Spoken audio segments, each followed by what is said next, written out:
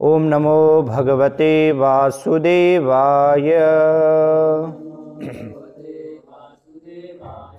ओम नमो भगवते वासुदेवाय। ओम नमो भगवते वासुदेवाय।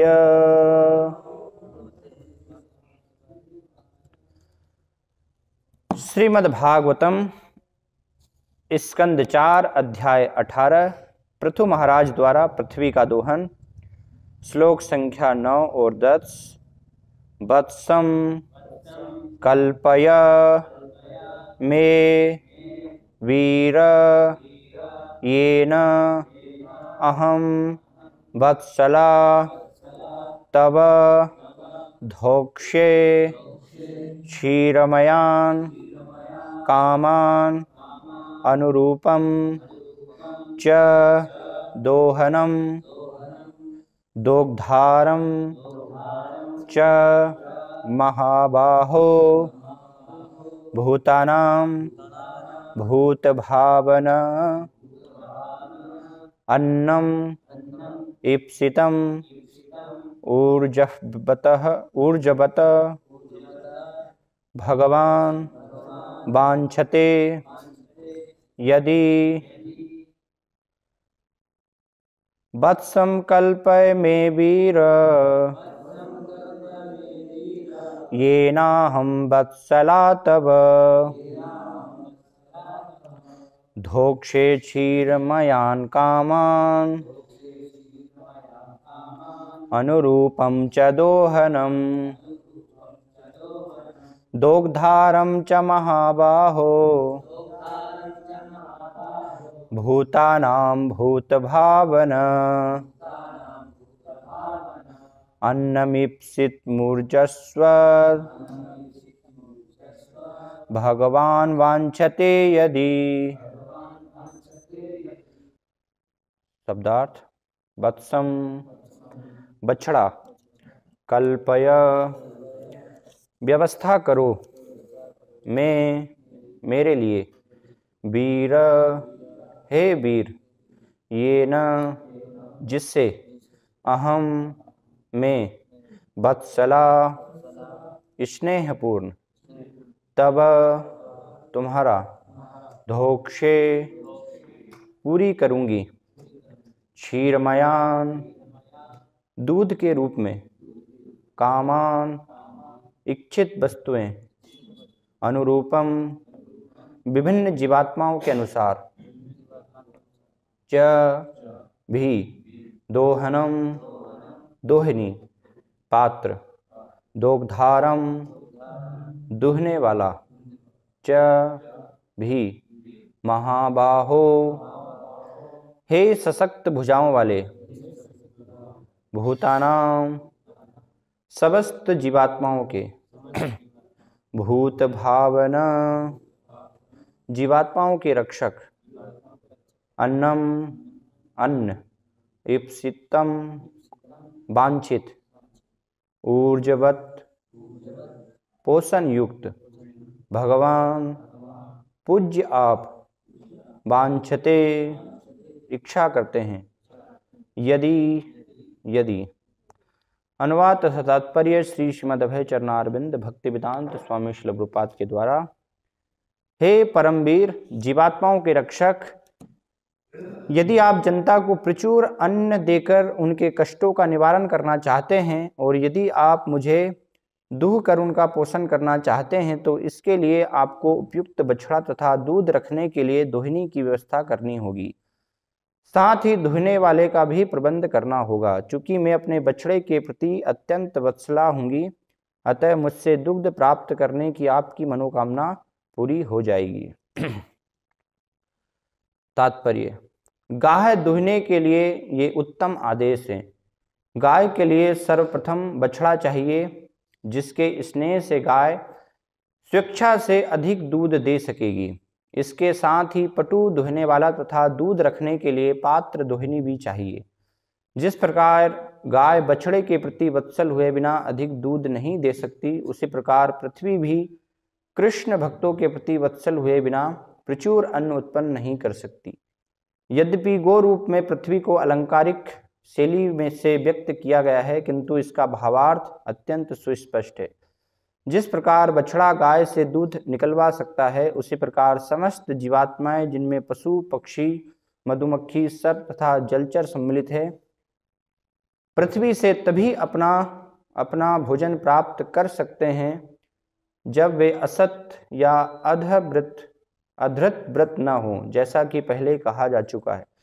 जब मानव समाज असत अर्थात कृष्ण चेतना शून्य हो जाता है तो सारे संसार को दुख उठाना पड़ता है। यदि मनुष्य सदाचरण करे तो पशुओं को भी पर्याप्त भोजन मिलेगा और वे सुखी रहेंगे।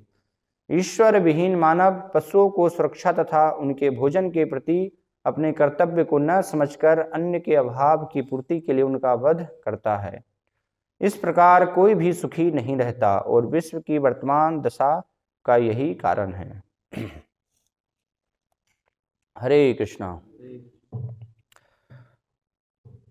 पृथ्वी देवी पृथु महाराज को संबोधित कर रही हैं, गाय का प्रतिनिधित्व करते हुए। तो इस श्लोक में पृथ्वी देवी पृथु महाराज को भगवान के रूप में संबोधित कर रही हैं कि आप भगवान हैं। तो उनको यहाँ पर वो कह रही हैं भूतानाम भूत भावना, कि आप समस्त जीवात्माओं के रक्षक हैं। तो भगवान ऐसा नहीं है कि सिर्फ मनुष्यों की रक्षा का भार लेते हैं। एक भगवान और भगवान के जो प्रतिनिधि राजा स्वरूप हैं, जो सारे संसार के सम्राट हैं, तो उनका ये कर्तव्य है कि हर एक जीव की, चाहे जलचर हो, थलचर हो, पशु पक्षी, कीड़े मकोड़े, कोई भी हो, तो हर एक प्राणी की रक्षा करना उनका कर्तव्य है। सभी के रक्षक हैं भगवान, हर एक जीव को संरक्षण प्रदान करने वाले हैं, उनके संरक्षण की व्यवस्था करने वाले हैं। तो इसलिए पृथु महाराज चूंकि भगवान का प्रतिनिधित्व कर रहे हैं और साथ में महान राजा भी हैं, सम्राट भी हैं, तो इसलिए पृथ्वी देवी उनसे यह आशा कर रही है कि आपको सभी की रक्षा की व्यवस्था करनी चाहिए, सारे जीवों की रक्षा की व्यवस्था आपके द्वारा की जानी चाहिए। इससे आप भगवान को प्रसन्न करेंगे। तो भगवान को प्रसन्न करने के लिए भक्ति की प्रक्रिया में अलग अलग विधियां हैं। कलयुग में सबसे महत्वपूर्ण जो विधि बताई गई है, हमने पूर्व के श्लोकों में चर्चा किया, यज्ञ रूप में संकीर्तन यज्ञ के माध्यम से इस कलयुग में बहुत सरलता से भगवान को हम प्रसन्न कर सकते हैं। और संकीर्तन यज्ञ के साथ भगवान के अर्चा विग्रह की सेवा करना, साथ में भगवान के संदेश का प्रचार करना। और श्रील प्रभुपाद दशम स्कंद के 6ठे अध्याय के एक तात्पर्य में वहाँ पर लिखते हैं कि भगवान का जो कार्य है, नमो ब्रह्मण्य देवाय गो ब्रह्मणिताय च, कि भगवान जो है गाय और ब्राह्मणों की रक्षा करते हैं। तो श्रील प्रभुपाद लिखते हैं कि ब्राह्मणों की रक्षा करना भी भगवान का जो कार्य है वो क्या है, सेकेंडरी है, उतना महत्वपूर्ण नहीं है। उससे भी ज़्यादा महत्वपूर्ण है गौ रक्षा, गायों की रक्षा करना। इसलिए भगवान को गौ पालक भी कहा जाता है, या भगवान को गोविंद भी कहा जाता है। भगवान जब अपनी लीलाओं में, भगवान अलग प्रकार से लीलाएं करते हैं, तो भगवान बाल्यावस्था की लीला, पौगंड अवस्था की लीला, फिर किशोर अवस्था की भगवान लीलाएं करते हैं। तो बाल्य अवस्था से जब भगवान पौगंड अवस्था अर्थात 5 वर्ष के जब होते हैं, तो पहली बार फिर सभी बछड़ों को लेकर के और गायों को लेकर के गोचारण के लिए प्रथम बार भगवान जाते हैं। तो उस प्रथम बार जब भगवान गए तो उसको भी हम उत्सव के रूप में मनाते हैं, गोपाष्टमी। अभी कुछ समय पहले ही गया, तो वो दिन विशेष, क्योंकि भगवान जो हैं सभी गायों को गोचारण के लिए पहली बार लेकर के जा रहे हैं और सिखा रहे हैं कि कैसे गायों की रक्षा की जानी चाहिए, गायों की देखरेख की जानी चाहिए। तो वर्तमान में हम देखते हैं कि समाज में बहुत सारी ऐसी संस्थाएं हैं अलग अलग जगह जो कि गायों की रक्षा की जिम्मेदारी लेती हैं और रक्षा करने का प्रयास भी कर रही हैं। जैसे आप महाराष्ट्र में जाएं, महाराष्ट्र है, गुजरात है, तो वहाँ पर पांजरापोल उनको कहते हैं संस्था, पांजरापोल के नाम से ऐसी बहुत सारी जो हैं संस्थाएं जो कि बाहर सड़क पर गाय घूम रही हैं या कोई गाय अपंग हो गई है, कोई गाय लंगड़ी हो गई है, किसी को रोग हो गया है, तो ऐसी सारी गायों को वो लेकर के और वहाँ पर उनकी देखरेख करते हैं। उनके लिए बहुत सारे ऐसे धनी धार्मिक व्यक्ति भी होते हैं जो सब प्रकार से व्यवस्था करना चाहते हैं कि गायों के लिए चाहे कितना ही हमें धन खर्च करना पड़े तो हम सारी उनके लिए अच्छी से अच्छी व्यवस्था करेंगे। तो आप देखेंगे बहुत सारी ऐसी गौशालाएं हैं कि जहाँ पर पूरा गायों के लिए एसी लगा हुआ है, एयर कंडीशनर गौशाला। लेकिन ये समझने की आवश्यकता है कि गाय क्या है, एक सतोगुणी प्राणी है। जैसे प्रकृति के 3 गुण हैं, रजोगुण, तमोगुण, सतोगुण, तो गाय को सतोगुण प्राणी बताया गया। तो उसकी देखरेख भी सतोगुणी तरीके से ही की जानी चाहिए। उसी से गाय क्या होगी, प्रसन्न होगी। हम एसी लगा सकते हैं, अच्छी से अच्छी व्यवस्था गौशाला में कर सकते हैं, लेकिन एक गाय जो है वो क्योंकि प्रकृति में, भगवान की प्रकृति में एक प्राणी है, तो उसके लिए प्राकृतिक व्यवस्था होनी चाहिए। प्रकृति के द्वारा जो प्रदत्त व्यवस्था है वो गाय को प्रिय, गाय उससे संतुष्ट होती है, ना कि तथाकथित रूप से हम सुविधा, कुछ राहत उससे मिल सकती है तो वो करना चाहिए। जैसे हमें भी गर्मी लगती है तो थोड़े समय के लिए एसी चाहिए, लेकिन हमेशा अगर हम एसी में रहें तो कोई रहना चाहेगा हमेशा एसी में? थोड़ा बाहर की भी खुली हवा और प्राकृतिक जो प्रकृति है, नेचर है, तो उसमें भी हम रहना चाहते हैं। तो ऐसे ही ये सब जो हैं प्राणी भी हैं, वो भी मूल रूप से जो हैं प्रकृति में उनके द्वारा जो व्यवस्था, तो देख रेख भी, चूँकि गाय सतोगुणी प्राणी है तो ऐसा नहीं कि कोई सोचे कि ठीक है मैं धन की व्यवस्था कर दूंगा। कोई अगर उनकी देखरेख करना चाहे तो देखरेख करने के लिए भी सतोगुणी व्यक्ति होना चाहिए। जिसके अंदर सतोगुण है वो गाय की सेवा करना चाहिए, उनकी देखरेख होनी चाहिए। और सारी व्यवस्था भी जो होनी चाहिए वो भी कैसे होनी चाहिए, सतोगुणी व्यवस्था। प्राकृतिक, प्रकृति में गाय के घूमने के लिए गोचारण की व्यवस्था, जिससे कि वो गोचारण करने जा सके, क्योंकि वो उसके लिए प्राकृतिक है, स्वाभाविक रूप से उससे गाय प्रसन्न होती है। तो इस प्रकार से ये व्यवस्था वास्तव में की जानी चाहिए और ये सरकार की सबसे बड़ी जिम्मेदारी है। एक राजा का मुख्य कर्तव्य है गाय की रक्षा करना, क्योंकि गाय जो है वो धर्म का प्रतीक मानी गई है। उससे धर्म को प्राप्त किया जाता है गाय के द्वारा, और जिसके जिनमें धार्मिक धर्म होगा वही व्यक्ति फिर आगे चल कर के जीवन का जो परम लक्ष्य है, मोक्ष की प्राप्ति, वो भी कर पाएगा धर्म के माध्यम से ही। तो इसलिए हम देखते हैं वैदिक संस्कृति में जो बड़े बड़े ऋषि मुनि हैं, वो बहुत सारे ऋषि मुनि तो सिर्फ दुग्धाहार करते थे, दुग्ध के अलावा और कुछ भी नहीं लेते थे। जब गाय दुही जाती थी किसी गृहस्थ के यहाँ पे तो तब वो जाते थे। जैसे सुखदेव गोस्वामी का वर्णन आया भागवतम में कि वो तब गृहस्थ के यहाँ पर जाते थे जब गाय दुहने का समय होता था, तो थोड़ा सा दूध उनसे मांगते थे। और वैदिक संस्कृति में शिल प्रपाद वर्णन करते हैं श्रीमद् भागवतम के प्रथम स्कंद के 17वें अध्याय के 3 श्लोक में, वहाँ पर तात्पर्य में कि हर एक जो गृहस्थ है वो अपने पास गायों को रखते थे, उनकी सेवा करते थे। ये गृहस्थ का यज्ञ रूप में, क्योंकि गृहस्थ के लिए यज्ञ करना महत्वपूर्ण बताया गया है। उनमें 5 प्रकार के यज्ञ किए जाने चाहिए, और यज्ञ के लिए जो सामग्री है जिसको कि पंचगव्य कहा गया है, तो वो गाय से ही प्राप्त होती है। गाय के द्वारा जो है शुद्ध गोबर, शुद्ध गोमूत्र, घी, दही, दूध, ये 5 चीज़ें पंचगव्य इनको कहा गया है, जो कि यज्ञ करने के लिए, भगवान को प्रसन्न करने के लिए बहुत आवश्यक है। तो ये पांचों चीजें गाय से हमें प्राप्त होती है। तो इसलिए हर व्यक्ति, हर एक गृहस्थ जो है वो गायों की सेवा करते थे, गायों की देखरेख करते थे। और कोई भी साधु ऐसे जाते थे तो साधु को वो पानी की तरह दूध देते थे। आज के समय में तो दूध देते ही नहीं है, क्योंकि उन्हें स्वयं ही नहीं मिलता है। तो कई बार बोलते हैं आप बहुत दूसरी चीजें हम आपको दे देंगे, बोलिए आप क्या, लेकिन दूध के लिए मत बोलिए।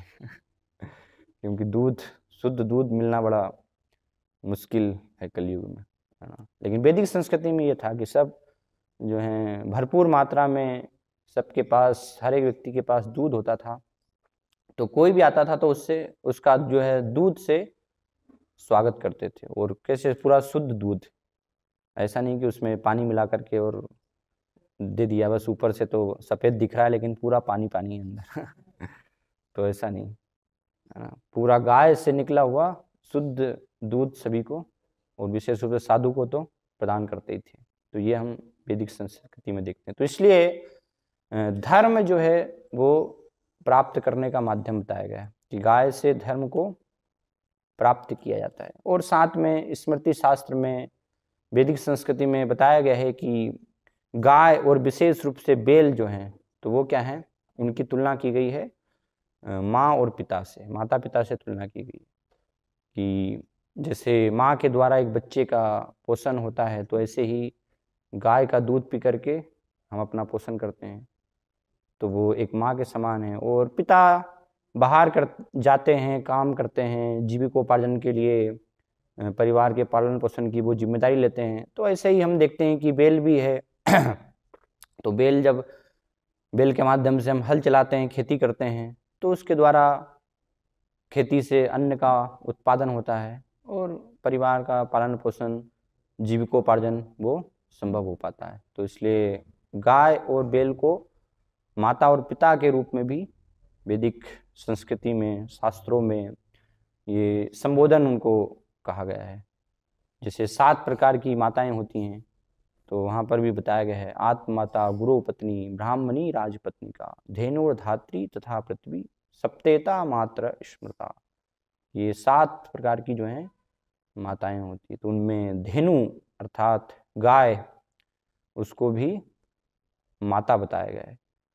तो इस प्रकार से ये राजा का कर्तव्य है कि सारी प्रजा इस प्रकार से प्रशिक्षित हो राज्य में कि उनको ये प्रशिक्षण दिया जाना चाहिए कि गाय और जो बैल हैं उनके साथ इस प्रकार से व्यवहार करे, माँ और पिता के रूप में, ना कि अपने इंद्रिय भोग के लिए, कुछ जीवा की तुष्टि के लिए हम कत्ल खाने बनाएं। और जो कि आज के समय हम देखते हैं, सरकार जिसका कर्तव्य होना चाहिए रक्षा करना, सबसे मुख्य गायों की रक्षा, तो सरकार ही क्या है उसके लिए व्यवस्था करती है, जिससे कि गायों का जो है अंधाधुंध कत्ल हो।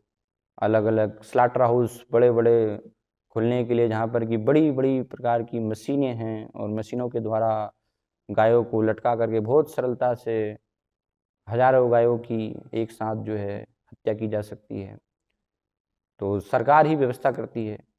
सरकार उनका स्वयं का उद्घाटन करने जाती है स्लॉटर हाउस को खुलने के लिए। अब देखेंगे हैदराबाद, तिरुवनंतपुरम, कितने बड़े बड़े वहाँ पर स्लॉटर हाउस, आधुनिक सारी जो है उसमें व्यवस्था। और बॉम्बे में भी है। बॉम्बे तो पूरा अधर्म का गढ़ी है ना, अधर्म वहाँ से उत्पन्न ही होता है।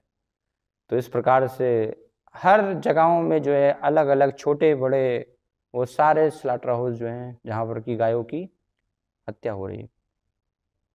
और बहुत ही बड़े स्तर पर जो है एक रिपोर्ट में बताया गया कि भारत अभी जो है पूरा नंबर 1 एक्सपोर्ट करने में, बीफ, गाय का मांस, है ना, 1 नंबर पर।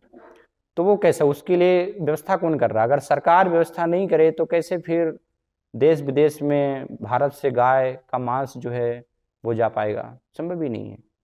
कुछ समय पहले तक ट्रेन, रेलवे में परमिशन नहीं थी कि उसके द्वारा वहाँ पर गायों को जो है ट्रांसपोर्ट किया जाए, लेकिन अभी हम देखते हैं पैसे खाने के लिए, और कलयुग में रिश्वत से हर एक व्यक्ति बिक जाता है पैसे के द्वारा। तो रेल मंत्रियों ने भी बाद में ये प्रस्ताव वहाँ पर पारित कर दिया। तो पूरी की पूरी ट्रेन जो है, मालगाड़ियाँ ऐसी भरी हुई जिनमें कि सारी गायें रहती हैं। एक भक्त बता रहे थे, मुझसे प्रश्न कर रहे थे कि मैं ट्रेन का ड्राइवर हूँ और वो ट्रेन में सारी गायें जो है उनको मांस ले जाता है, तो कैसे, ये तो पाप कर्म है तो फिर करना चाहिए ऐसी जॉब या नहीं करनी चाहिए। तो उनको बताया मैंने कि इस प्रकार से हम भी कहीं ना कहीं उसके भागीदार होंगे। तो अगर व्यवस्था हो सकता है तुरंत में हमारे लिए परिवर्तित करना इतना संभव नहीं हो उस जॉब को, उस नौकरी को, लेकिन प्रयास हमारा होना चाहिए कि कोई दूसरी जगह हम जो है करें या कोई दूसरे डिपार्टमेंट में हो। हमें पता है कि हम उस ट्रेन को चला रहे हैं जिसमें सारी पूरी गायें भरी हुई हैं और वो कत्ल खाने में ले जाई जा रही हैं। तो ये सारी व्यवस्था कौन, अगर सरकार ये व्यवस्था नहीं करेंगी तो कैसे संभव हो पाएगा। तो सरकार ही जो है, जो राजा ही है, वही वास्तव में क्या कर रहे हैं, गायों को मारने के लिए सारी व्यवस्था कर रहे हैं। जबकि राजा का कर्तव्य बताया गया रक्षा करना।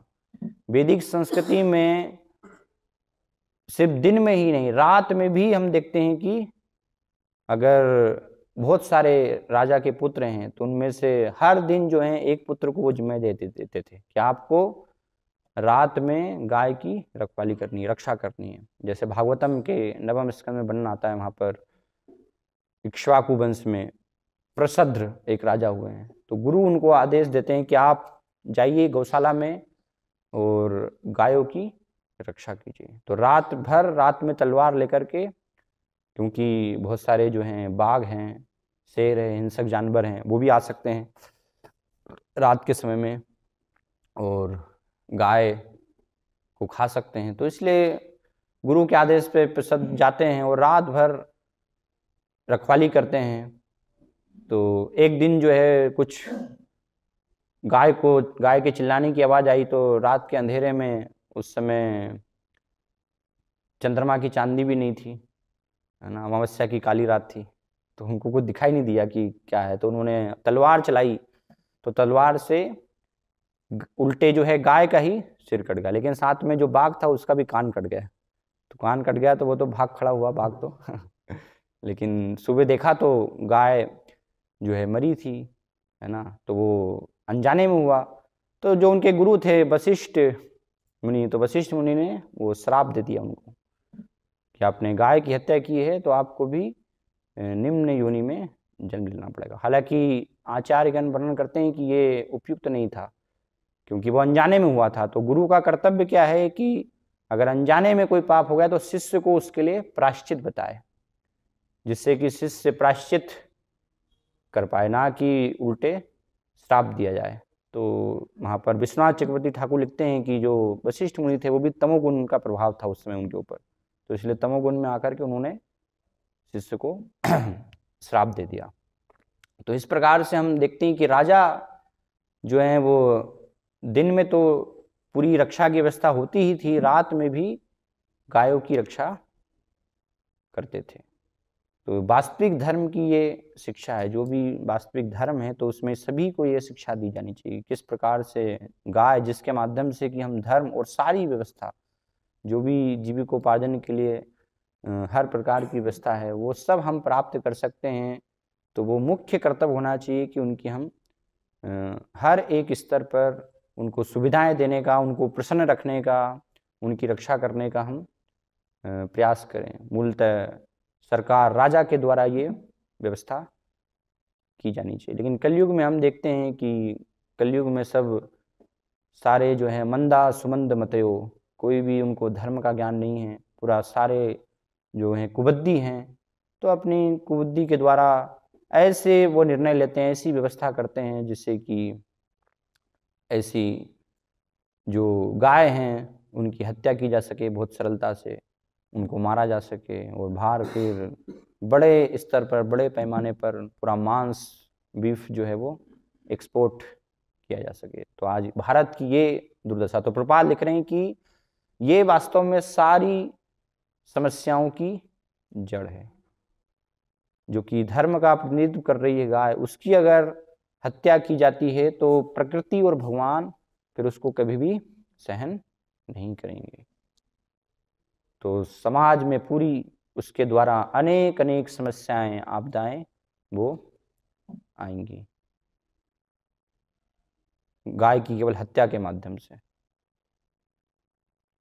एक भक्त हैं सहदेव प्रभु, तो उन्होंने एक पुस्तक लिखी है cow killing and beef export. तो उसमें बताते हैं कि अगर ऐसी ही स्थिति चलती रही तो 2050 तक पूरा विश्व जो है वो क्या बन जाएगा, रेगिस्तान बन जाएगा। रेगिस्तान के अलावा जो है कुछ भी नहीं रहेगा, क्योंकि अगर इस प्रकार से ऐसे गायों की हत्या होती रही तो ये पूरा सरकार की जो है जिम्मेदारी, उसके लिए प्रयास होना चाहिए कि कैसे हर स्थिति में गाय की हत्या को बंद करवाया जाए, कि किसी प्रकार से कहीं भी गाय का, क्योंकि वैदिक संस्कृति में भी हम देखते हैं, हालांकि मांस खाना शास्त्रों में बताया गया है, क्योंकि कुछ ऐसे लोग हमेशा से रहेंगे कि वो नहीं छोड़ पाएंगे, मांस खाएंगे ही, तो उनके लिए शास्त्रों में व्यवस्था की गई है कि ठीक है, आप जो निम्न पशु हैं, बकरा है, तो उसको मार करके खाइए, और वो भी ऐसा नहीं कि खुलेआम कभी भी अपनी जब मन मर्जी हुई तब खा रहे हैं, बस नहीं है। अमावस्या के दिन वहाँ पर जो है खुद उसको यज्ञ में आहुति दे करके काटना है, और फिर आपको इस प्रकार से वो मांस का भक्षण करना है। तो सामान ऐसा नहीं कि बस कहीं भी आप गए, आज तो सुविधाएं हर जगह जो है जाएंगे तो बस थोड़ी थोड़ी दूर में दुकानें हैं, होटल है, हर जगह आपको मिल जाएगा मांस, और सब प्रकार का सारा जो है, अधिकतर तो गाय का ही हम वहाँ पर जो है देखते हैं। तो सरकार क्या व्यवस्था कर रही, कुछ व्यवस्था नहीं कर रही है ना।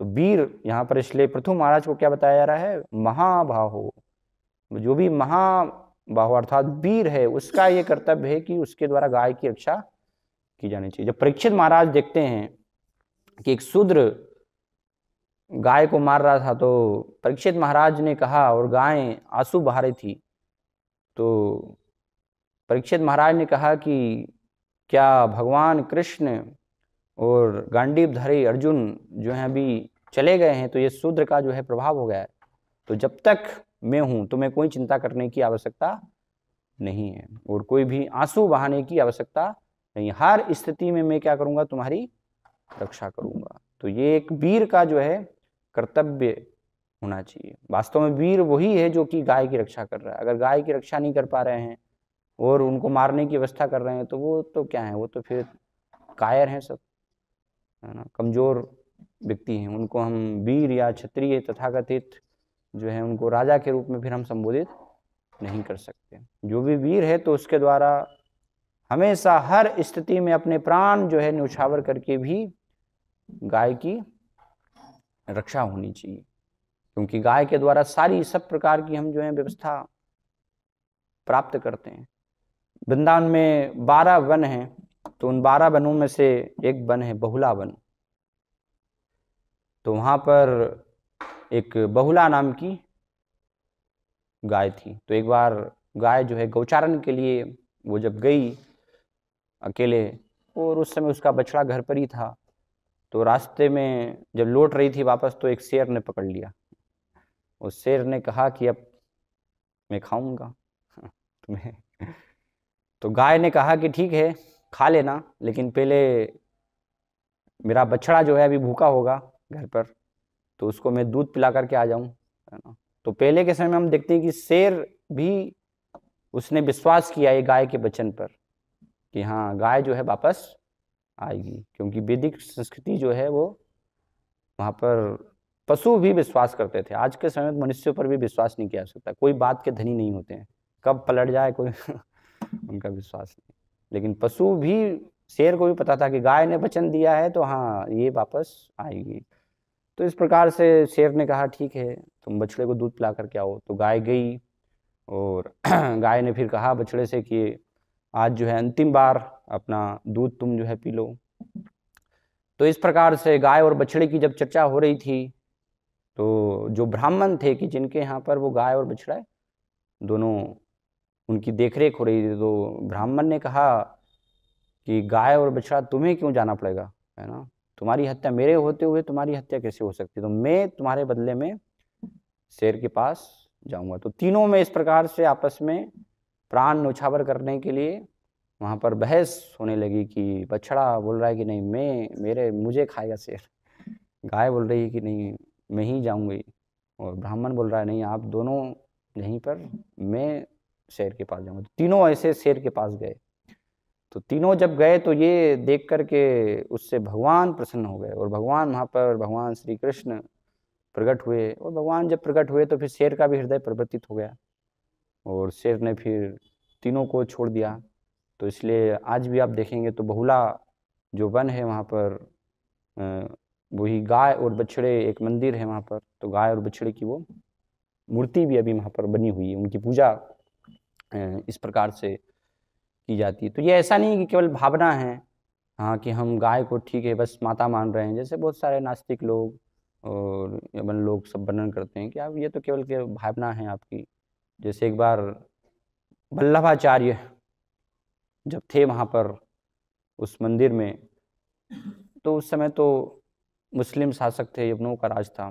तो एक यवन उसने बोला कि क्या आप जो हैं तथाकथित ये गाय की मूर्ति बना करके और बस पूजा कर रहे हैं, ये तो केवल आपकी भावना है, उससे क्या लाभ होगा, क्या मैं यहाँ घास रख दूंगा तो ये गाय का खा लेगी यहाँ पर आकर के। तो वो यवन ने को बोला ठीक है आप रखिए, गाय खा लेगी। तो यवन ने पीछे गाय के पूंछ के पीछे जो है घास रख दिया कि देखते हैं कि अब कैसे। तो वल्लभाचार्य उन्होंने प्रार्थना की गौ माता से कि आप जो है प्रकट होइए ना, और दिखाइए इस धूर्त यवन को यहाँ पर। तो गाय जो है उसमें से प्रकट हो गई, वही बहुला गाय प्रकट होकर के और घूम गई, ऐसे घूम करके, और जो पीछे घास रखा था तो वो घास खाने लगी। तो वो यवन भी फिर वहाँ पर तुरंत नतमस्तक हो गया, उसने पूरा दंडवत प्रणाम किया। तो ये हम देखते हैं कि गाय कोई ऐसा नहीं कि केवल भावना है, भावना के रूप में हम उनको माता मान रहे हैं कि उनमें सारे अलग अलग देवी देवताओं का वास है, नहीं, ये वास्तविकता है, सत्य है, क्योंकि वो धर्म का प्रतिनिधित्व कर रही है। तो सब प्रकार से इसलिए हर स्थिति में उसकी रक्षा की जानी चाहिए। मांसाहार अगर किया भी जाना है तो वो निम्न पशुओं का मांसाहार किया जाना चाहिए, लेकिन गाय का तो किसी भी स्थिति में मांसाहार नहीं किया जाना चाहिए। जब चैतन्य महाप्रभु और काजी का संवाद हो रहा था, तो काजी को चैतन्य महाप्रभु कहते हैं कि कैसा तुम्हारा धर्म है ना, तुम कहते हो यह हमारा धर्म है, तो ये कैसा धर्म है कि जिसमें आप जो है माँ और पिता को मार करके खा रहे हैं। ये कोई भी धर्म ये सिखाएगा कि माता पिता को मार करके और खुद खा जाओ, है ना। हर स्थिति में पुत्र के द्वारा माता पिता की रक्षा की जानी चाहिए, लेकिन हम बोल रहे नहीं हम धर्म हैं। और तो कैसा ये तथाकथित धर्म है कि आप माता पिता, गाय जो है उसका दूध पी रहे हैं वो माता है, और वेल आपके लिए जीविकोपार्जन वो कमा रहा है, आपका पेट पाल रहा है, और आप इस प्रकार से माता पिता को ही मार करके खा रहे हैं। तो ये कोई धर्म नहीं है। क्रिश्चियन धर्म भी वही है, वहाँ पर भी कहा है कि तुम हत्या नहीं करोगे, 10 आदेश में से आदेश ही है, लेकिन सबसे दक्ष हैं हत्या करने में, गाय की एक्सपर्ट सारे क्रिश्चियन जो हैं। तो फिर कैसे सब सारे जो हैं, तो इसलिए उनको तथाकथित धर्म। और हिंदू धर्म में भी हम देखते हैं लोग जो है जब तक दूध देती है गाय तो तब तक बस पास में रखते हैं, जब दूध नहीं देती तो फिर उसको कसाई को बेचता कौन है, सारे हिंदू लोग ही कसाई को बेच देते हैं। जो दूध नहीं दे रही हैं जब तक उपयोगी है तब तक, हर स्थिति में, ऐसा नहीं कि दूध दे रही है तभी हमें पास में रखना है। क्योंकि सामान्यतः अगर देखें तो गाय की उम्र लगभग जो है 14-15 साल ये बताई गई, तो उसमें से 4-5 साल तो जब बछड़ा है तो उस रूप में देखरेख की जानी चाहिए, और फिर 5 वर्ष के बाद जब गाय गाभन हो जाती है तो फिर 7-8 साल बस दूध देती है वो, और बाद के कुछ साल भी फिर रक्षा। तो हर स्थिति में रक्षा, ऐसा नहीं कि दूध दे रही है तब हम अपने पास रखेंगे, जब दूध नहीं है तो फिर छोड़ देते हैं। आज के समय में तथाकथित हिंदू धर्म में भी हम देखते हैं जहाँ पर कि ये पूरी समझ थी कि हर स्थिति में वो रक्षा होनी चाहिए, तो वहाँ पर भी कोई देख रेख नहीं कर रहा है, सब कसाईयों को बेच देते हैं कुछ पैसों के लिए, कुछ रुपयों के लिए, और वो ले जाते हैं और मार करके फिर गाय को पूरा मांस को एक्सपोर्ट करते हैं और रोड पर ऐसे ही छोड़ देते हैं उनको। आप जाएंगे तो आपको रास्ते में सब जगह गाय ऐसी मिलेंगी, कोई उनकी देखरेख नहीं कर रहा है। बारिश में धूप में गाय रोड पर सो रही हैं और खाने के लिए कुछ नहीं है। गाय को पूरा डस्टबिन से वहाँ पर पन्नियाँ खानी पड़ रही हैं और गाय के शरीर में से फिर देख रहे हैं हम कई किलो पन्नियाँ निकल रही हैं, डॉक्टर निकाल रहे हैं उसको पेट चीर करके। तो ये सारी व्यवस्था कौन है? ये सब हिंदू जो हैं, तथाकथित अपने आप को हिंदू बोलते हैं कि हम सनातनी हैं। तो कैसे सनातनी हैं आप जो हैं? गाय की रक्षा आप नहीं कर रहे हैं, उसकी देखरेख नहीं कर रहे हैं। तो शास्त्रों में इसलिए चैतन्य महाप्रभु वहाँ पर काजी को बताते हैं कि जो भी किसी ना किसी प्रकार से अगर गौ हत्या में जो है शामिल हो रहा है, ऐसा नहीं है कि वो सिर्फ मारने वाला ही जो मांस पूरा कत्ल खाने में वहाँ पर स्लाटर हाउस में मार रहा है, जो सारी उसके लिए जो भी व्यवस्था कर रहा है, तो वो भी उसके लिए क्या होगा? जिम्मेदार होगा। उसको महान कष्ट, महान दंड भोगना पड़ेगा, क्योंकि कर्म का नियम होती और विशेष रूप से जहाँ पर गौ हत्या हो रही है तो वहाँ पर तो भगवान उसको कभी भी सहन नहीं कर सकते। एक कथा आती सदन कसाई। तो सदन कसाई जो था वो मांस बेचता था। तो कैसे मांस काटता था? शालिग्राम शिला के ऊपर ही मांस काटता था। उसको पता ही नहीं था कि ये शालिग्राम शिला है। तो एक साधु एक बार ऐसे गुजर रहे थे, जा रहे थे, तो साधु ने देखा कि यार ये तो शालिग्राम शिला है। मूर्ख को पता ही नहीं शालिग्राम शिला के ऊपर रख करके मांस काट रहा है। तो उसको कहा कि मूर्ख क्या कर रहे हो? ये शालिग्राम है। तो थोड़ा सा कुछ पूर्व जन्म के संस्कार थे, तो इसलिए उसकी साधु की बात सुन करके वो बुद्धि वहाँ पर परिवर्तित हो गई और उसने फिर मांस बंद कर दिया वो काटना, और शालिग्राम को लेकर ही और उनकी ही पूजा करने लगा, भक्ति करने लगा। तो एक बार जब सदन कसाई फिर ऐसे भक्ति करते करते पूर्ण रूप से उसका हृदय पूरा शुद्ध हो गया, परिवर्तित हो गया, और एक बार जब जा रहे थे जगन्नाथपुरी की तरफ, तो रास्ते में एक घर में भिक्षा मांगने के लिए गए। तो एक स्त्री वहाँ से बाहर आती हैं और वो सदन कसाई को देख करके बहुत ही उनके रूप पर आकर्षित हो जाती हैं और उनके साथ वो उनको प्रस्ताव देती हैं संग करने के लिए। लेकिन सदन कसाई तो अभी हृदय परिवर्तित हो गया है, तो वो नहीं, मना करते हैं, नहीं चाहते हैं। तो जो स्त्री थी वो सोचती है कि शायद ये मेरे पति से डर रहे होंगे, तो अंदर जाती हैं। उनके पति सोए हुए थे और पास में ही एक फरसा पड़ा हुआ था, उसको उठा करके और पूरा गला उसका पति का काट देती हैं। फिर वापस आती हैं, लेकिन फिर भी स्वीकार नहीं करते। तो फिर जब देखते हैं कि स्वीकार नहीं किया है, तो और लोग भी आ सकते हैं अभी, तो इसलिए स्त्री क्या करने लगती है? फिर वो चिल्लाने लगती है, हो अल्लाह, कि ये व्यक्ति जो है मेरे साथ जबरदस्ती कर रहा था। तो उल्टे उस पर ही वो सदन कसाई पर ही स्त्री आरोप लगा देती है कि इसने ही मेरे पति को मार दिया, मेरे पति का गला काट दिया, और देखिए क्या हो गया। तो सारे लोग आते हैं वो सब सुन करके, और सदन कसाई को पकड़ कर ले जाते हैं राजा के पास। और राजा जो है उन दोनों सदन कसाई के हाथ काट देते हैं, दोनों हाथ, वहाँ पर आदेश देते हैं दोनों हाथ काट दिए जाएं। तो कटी हुई अवस्था में ही जगन्नाथपुरी जब जाते हैं तो वहाँ पर भगवान से वो पूछते हैं, प्रार्थना करते हैं कि क्या, किस कर्म का जो है मुझे ये प्रभाव मिला, दोष था। तो फिर भगवान उनको बताते हैं कि पहले के जीवन में आप जब जो स्त्री जिसके कारण कि आपके हाथ कटे, तो वो स्त्री क्या थी? गाय थी पहले। और जो उसका पति था वो क्या था? कसाई था। तो वो गाय को जब ले करके जा रहा था कसाई, और उसकी पकड़ाई में नहीं आ रहा था, तो रास्ते में तुम एक वृक्ष के पास खड़े थे, और उसके पास से जब वो गाय को लेकर के जा रहा था, तो उसने पूछा कि थोड़ी मेरी सहायता करो, तो तुमने अपने दोनों हाथों से उस गाय को पकड़ाने में उसकी सहायता की थी। तो इसलिए तुम्हें ये दंड उसके द्वारा मिला गया। तो ये होती कर्म के नियम। इसलिए चैतन्य महाप्रभु क्या कहते हैं काजी को? गो अंग लोम यत तत्सहस्त्र वत्सर, गोवधि रोरव मध्य पचे निरंतर। कि गाय के शरीर में गो अंगे लोम यत, जितने लोम अर्थात बाल होते हैं, जैसे एक लोमस ऋषि भी हुए हैं, उनके शरीर में सारे बाल ही बाल थे, इसलिए उनको लोमस ऋषि नाम हुआ। तो जितने गाय के शरीर में बाल होते हैं, जो भी किसी भी प्रकार से अगर गौ हत्या में शामिल हो रहा है, तो उतने तत्सहस्त्र वर्षों तक गोवधि रोरब मध्य पचय निरंतर। उसको रोरब नरक में, रोरब, महारोरब और कुंभीपाक, 3 प्रकार के नरक बताए गए। रोरब, महारोरब, तो इन प्रकार के नरकों में एक रुरु नाम का जीव होता है, प्राणु। तो रुरु जो होता है वो जैसे सांप को बहुत ही ईर्ष्यालु बताया गया है, लेकिन रुरु जो है वो सांप का भी बाप है ईर्ष्या में उसके समान ईर्ष्यालु कोई नहीं। तो ऐसे रुरु जो प्राणी हैं, वो जो व्यक्ति ये सारी हत्या की, गौ हत्या की व्यवस्था कर रहे हैं, उनको वहां पर दंड देते हैं, काटते हैं रोरब महायज्ञ में। और कुंभीपाक नरक में हम देखते हैं, अभी होटल पे आप जाएंगे तो वो सब मांस को लटका कर रखते हैं, वो तार में क्या बोलते हैं उसको, पूरा वो नीचे से वो अग्नि भट्टी जलती रहती है, पूरा उसमें लटका देते हैं, लटका हुआ रहता है, ऐसा सब पकाते हैं नीचे से पूरा।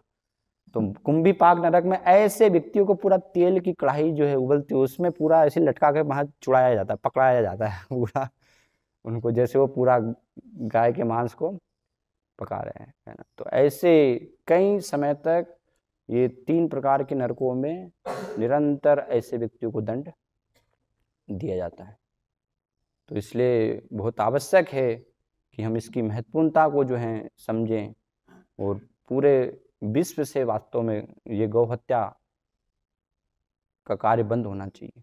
हमेशा हर स्थिति में उनकी क्या होनी चाहिए, रक्षा, क्योंकि धर्म का प्रतीक है ना, गाय के द्वारा धर्म। यहाँ पर जो है पृथ्वी देवी गाय के रूप में वर्णन कर रही हैं कि 3 चीजें यहाँ पर वो बता रही हैं कि अगर ये 3 चीजें हैं तो सारी आवश्यकताओं की तुम पूर्ति प्राप्त कर सकते हो। क्या 3 चीजें? जैसे गाय है, गाय को दुहने के लिए एक दुहने वाला चाहिए, एक बछड़ा चाहिए और पात्र दोहिनी। तो तीनों अगर है तो फिर गाय से अमृत तुल्य दूध प्राप्त किया जा सकता है द्रव्य रूप में। तो ये तीनों की आवश्यकता होती है। जब बछड़ा पास में होता है तो गाय प्रसन्न होती है। आज के समय में बछड़े को पूरा गाय से दूर कर दिया जाता है, लेकिन बछड़ा अगर है तो अपने आप गाय जो है प्रसन्नता से जितना चाहिए उतना दूध देगी। जैसे महाराज युधिष्ठिर के समय सिचुसिव इस्व गावान, गाय इतना दूध देती थी कि जब गोचारण के लिए जाती थी तो उनके थनों से अपने आप दूध टपकता था, और पूरी भूमि जो है इंद्र की बारिश की जरूरत ही नहीं होती थी, गाय के दूध से ही वो सिक्त हो जाती थी, उसी से खेती होती थी वहाँ पर। तो इस प्रकार से हम देखते हैं कि प्रसन्न है गाय, उसकी अच्छे से देखरेख की जा रही है, रक्षा की जा रही है, तो सारी वो व्यवस्था की पूर्ति करेंगे, सब आवश्यकता हमें प्राप्त हो जाएगी। तो इसलिए ये तीनों व्यवस्था होना चाहिए। और इसी प्रकार से जैसे गाय को धोने के लिए बछड़ा चाहिए, पात्र चाहिए, दुहने वाला चाहिए, तो ऐसे ही शास्त्र जो हैं, तो शास्त्र का ज्ञान प्राप्त करने के लिए भी ये तीनों चीज़ों की आवश्यकता है। इसलिए भगवान भगवद गीता में कहते हैं, सर्व उपनिषदो गावो दुग्धा गोपालनंदन पार्थो वत्स सुधीर भोक्ता दुग्धम गीता महत्मृतम। कि ये भगवद गीता रूपी जो भगवान ने हमें ज्ञान प्रदान किया है, जो कि सभी शास्त्रों का, वेद और उपनिषदों का, सर्व उपनिषदों का वो उसका जो है सार है, अमृत के समान है। तो वहां पर तुलना की गई है कि उसको दुहने वाले जो कौन है, वो स्वयं भगवान श्री कृष्ण है।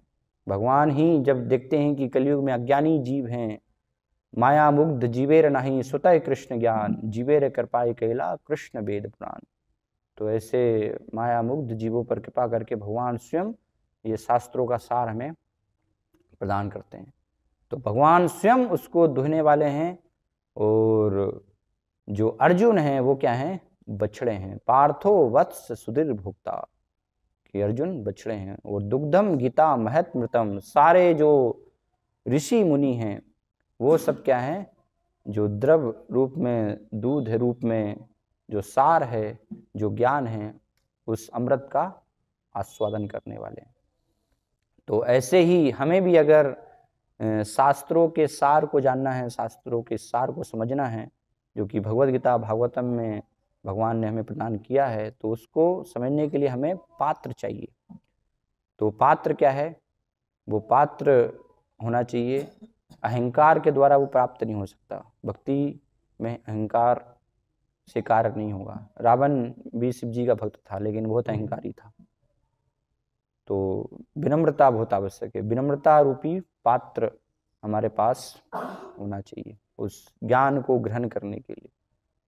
और ज्ञान जो प्राप्त होगा तो उसके लिए दुहने वाले गुरु है ना, बछड़े ऋषि मुनि जो हैं, तो वो भी उनके माध्यम से हम उसको प्राप्त कर सकते हैं, अपने बल से नहीं, है ना। ज्ञान अपना हम स्वयं के बल से वो सार को नहीं जान पाएंगे, लेकिन ऐसे जो गुरु हैं, साधु हैं, ऋषि मुनि हैं, उनके माध्यम से अगर हम प्राप्त करने का प्रयास करेंगे तो बहुत सरलता से फिर उस अमृत तुल्य ज्ञान को हम प्राप्त कर पाएंगे। तो इसलिए तीनों की व्यवस्था बहुत ही आवश्यक है। आध्यात्मिक ज्ञान के मार्ग पर प्रगति करने के लिए भी हमें सारी आवश्यकताएं प्राप्त हो जाएंगी अगर ये तीन चीजें हमारे पास है। पात्र है, धोने वाला है ना, और बछड़ा है। इस प्रकार से तो ये यहाँ पर इस श्लोक में सार रूप में वर्णन किया जा रहा है। हरे कृष्णा।